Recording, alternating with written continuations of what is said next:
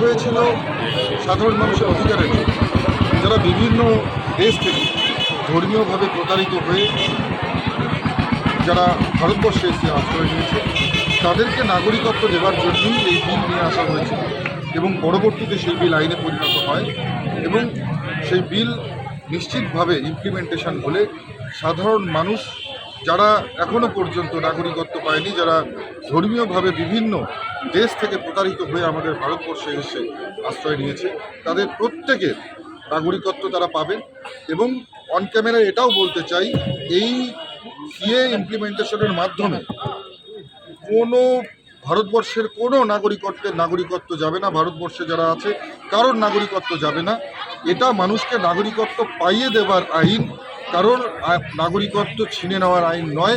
তো সবাইকে বলবো নিশ্চিন্ত থাকুন, যাদের কাছে প্রপার ডকুমেন্টস আছে, যারা ভারতবর্ষের দীর্ঘদিন ধরে আছেন, নিশ্চিন্ত থাকুন। এখানে কারোর কোনো রকমের নাগরিকত্ব চলে যাওয়ার ভয় নেই। শুধুমাত্র যারা ধর্মীয়ভাবে প্রতারিত হয়ে ভারতবর্ষে আশ্রয় নিয়েছে অথচ নাগরিকত্ব পায়নি, যারা আবেদন করবে তাদেরকেই নাগরিকত্ব দেওয়ার ব্যবস্থা ভারত সরকার করবে।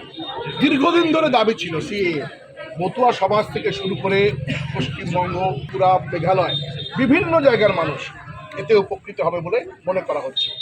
এই লোকসভা নির্বাচনের আগে এটা কতটা প্রভাব পড়বে? দেখুন, আপনাকে নির্দিষ্ট করে বলতে চাই যে নির্বাচনের বিষয় নয়, বিষয়টা মানুষের অধিকার পাইয়ে দেবার। নির্বাচন তো প্রত্যেক বছর আসতেই থাকে।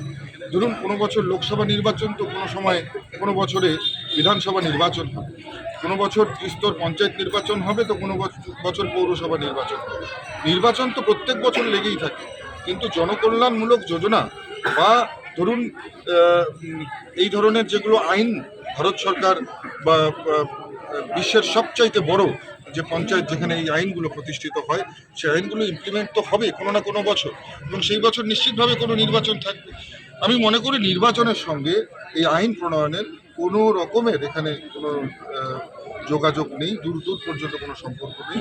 সম্পূর্ণভাবে এটা মানুষের, যেটা যারা নাগরিকত্ব এখনো পায়নি তাদের অধিকার পাইয়ে দেওয়ার আইন এটা। এর মাধ্যমে নিশ্চিতভাবে প্রত্যেকটা নাগরিক যারা এখন অধিকার পায়নি তারা অধিকার পাবে। সরকারে ছিলেন, আপনার দপ্তরই এই কাজটা করেছে, কেমন লাগছে? নিশ্চয়ই ভালো লাগছে। আমরা দেখেছি কুচবিহারের মানুষ দুহাত ভরে আশীর্বাদ করেছে এবং সেই আশীর্বাদ মাথায় করে নিয়ে গিয়ে দিল্লির বুকে বহু আইন প্রণয়ন হয়েছে এবং সেটার সাক্ষী থেকেছে।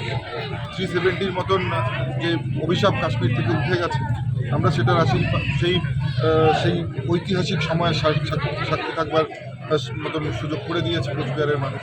এবং পাশাপাশি যে এই সিটিজেনশিপ অ্যামেন্ডমেন্ট অ্যাক্ট, এই অ্যাক্টের পক্ষে ভোট প্রদানেরও সুযোগ মিলেছে। সাধারণ মানুষের হয়ে সেই ভোটটা দিয়েছি। আমার একটা ভোট আমার শুধু নয়, এটা সমগ্র কুচবিহারবাসী। তো স্বাভাবিকভাবেই এই ধরনের বিলগুলো যখন, আইনগুলো যখন প্রণয়ন হয়, নিশ্চিতভাবে ভালো লাগে। মনে হয় যে জনতা যে ভোটটা দিয়েছিল, যে নির্বাচনে তারা যে জয়ী করেছিল, সেটা কাজে লাগাতে।